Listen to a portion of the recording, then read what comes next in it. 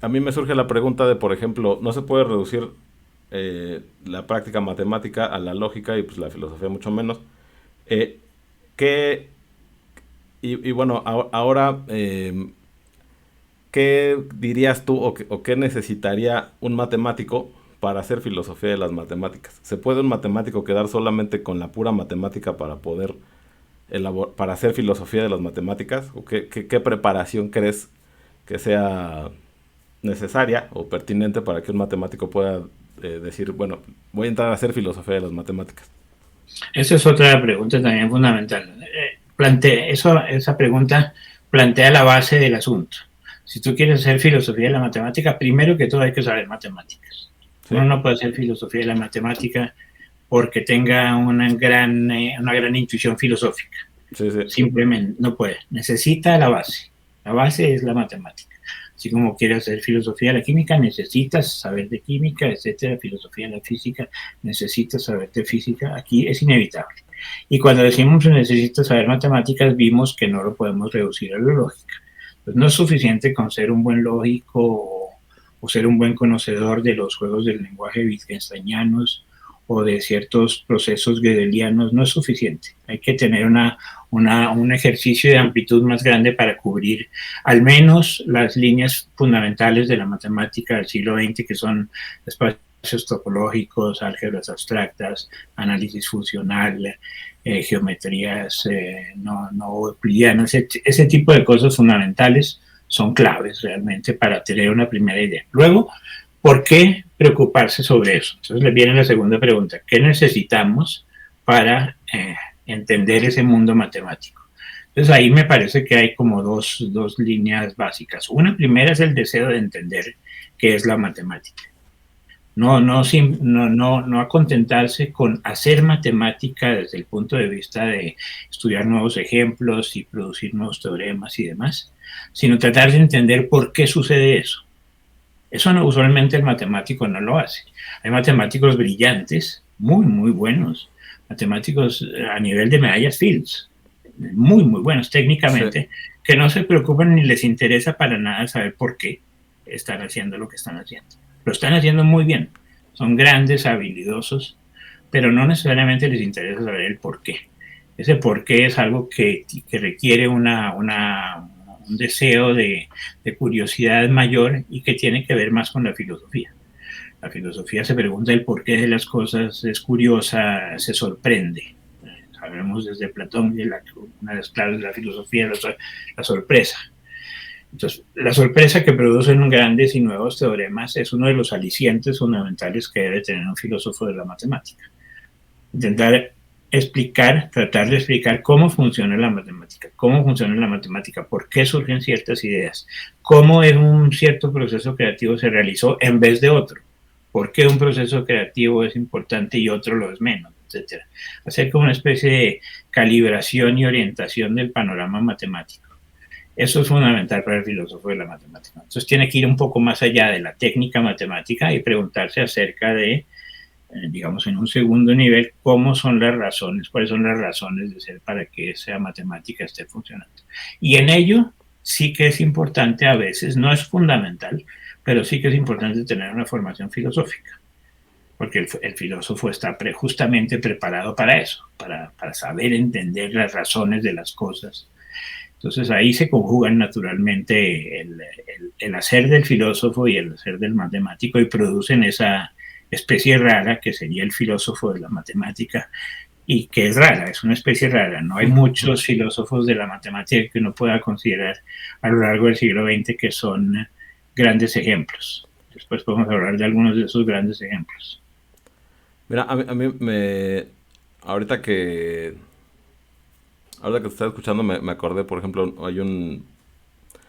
en el diálogo de la República de Platón, eh, en algún momento se menciona o es popular, bueno, por lo menos entre algunos matemáticos, particularmente entre geómetras, es popular que en algún lugar de la Academia de Platón existe un letrero que dice no entre el que no sepa geometría, ¿no?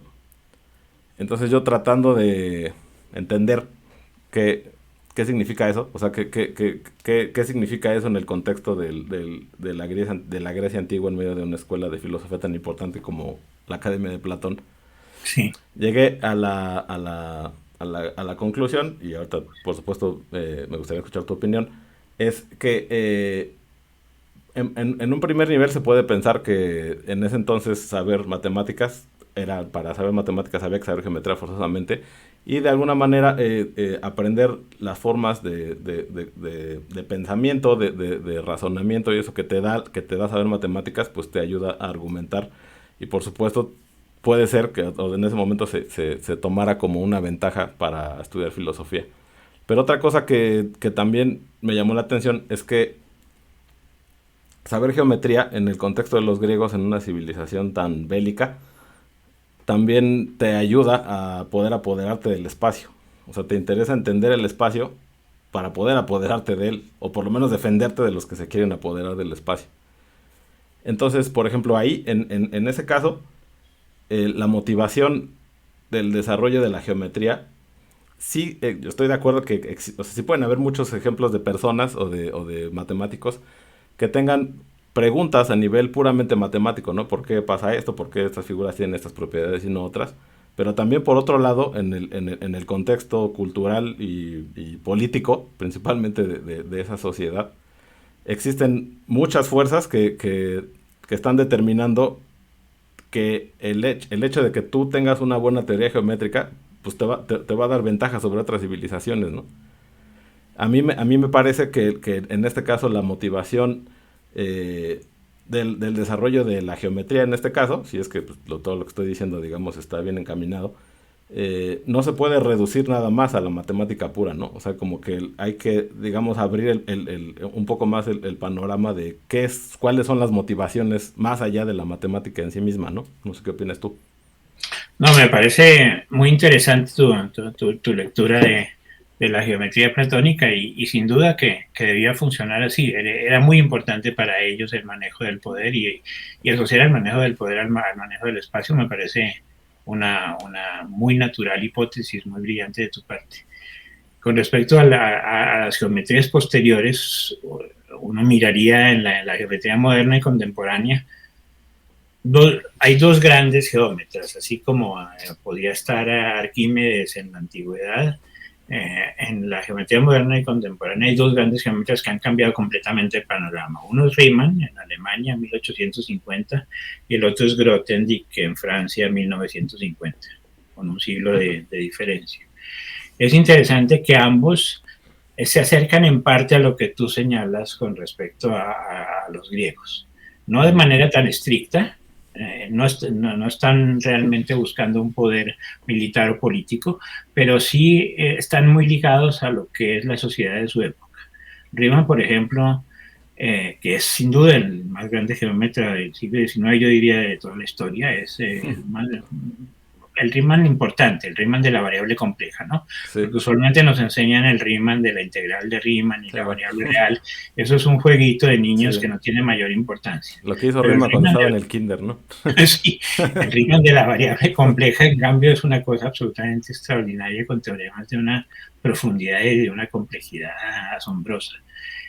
A pesar de su increíble capacidad geométrica y de su visión de la variable compleja, Riemann consideraba que él lo más importante que estaba haciendo era física matemática.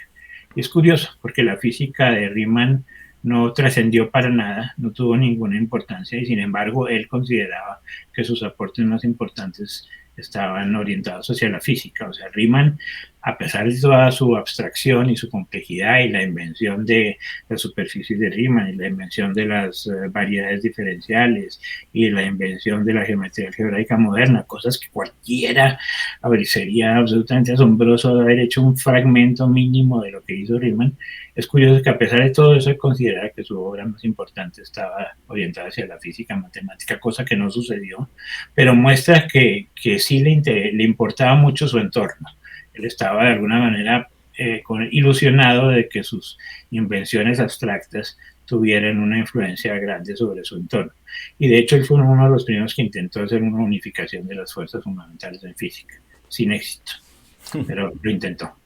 Y Grothendieck, por su lado, en 1950, es también uno de los más grandes inventores de la historia y probablemente el matemático más importante del siglo XX, esencialmente por haber inventado 2 o 3 conceptos que cambiaron la matemática completamente en su momento, y el más importante tal vez es el de topos. Un topos de Grothendieck es una generalización de un espacio topológico, en el cual, más allá del espacio topológico en sí, Grothendieck toma todos los haces que se pueden orientar sobre el espacio topológico, y todos los haces sobre ese espacio topológico forman un topos de Grothendieck, y surge arriba una estructura superior, universal, muchísimo más fuerte que aquella que estaba en el espacio inferior del espacio topológico. Con esos topos de Grothendieck demostró, y con su escuela, que lo ayudaron sus alumnos, el problema más importante a mediados del siglo XX, que eran las conjeturas de Bale en teoría de números. Y aún hoy en día los topos de Grothendieck parecen tener una influencia muy grande, porque Alan Kohn, uno de los matemáticos vivos más interesantes, Maya Fields, Alan Kohn ha inventado en los últimos 10 años un topos especial para tratar de demostrar nada más y nada menos que la hipótesis de Riemann. La hipótesis de Riemann sigue siendo aún hoy en día el programa abierto más importante de las matemáticas y parecía escapar a cualquier manejo estructural. En cambio, Kohn ha propuesto un topos grande que podría resolver estructuralmente la hipótesis de Riemann, más allá de puros cálculos, que es lo que se ha hecho hasta el momento. No lo ha logrado aún, pero ha abierto un camino muy, muy interesante. Lo que quería decir alrededor de los topos de Grothendieck es que Grothendieck tenía una sensibilidad social gigantesca, una enorme sensibilidad social, tanto que, siendo a los 40 años el matemático claramente más importante y reconocido de su generación, se retiró del mundo matemático por razones políticas y sociológicas, y luego estuvo 40 años escondido en la provincia, alejado de los centros del poder matemático, y él tenía la esperanza, también no lograda aún hoy en día, pero tenía la esperanza de que los topos de Grothendieck cambiaran la mentalidad realmente de la gente. Que todos estos manejos poco éticos del poder que son tan característicos del mundo contemporáneo fuesen transformados en parte por sus ideales topósicos.